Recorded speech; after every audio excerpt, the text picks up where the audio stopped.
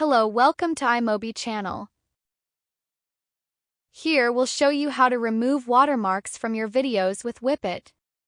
Launch Wipit on your computer. Drag and drop or click on the designated area to upload videos from your computer.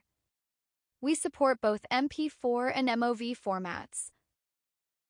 Click on the Select Area option to frame the watermark removal areas.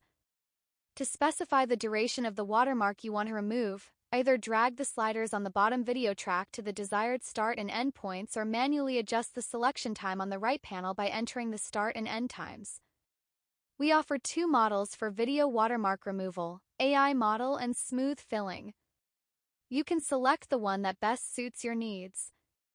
Then, simply click on the Preview button located on the right panel to preview the effect of each watermark removal.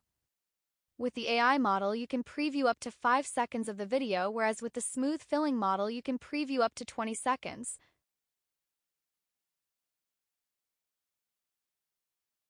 Once you are satisfied with the watermark removal effect, click the Export to export the video.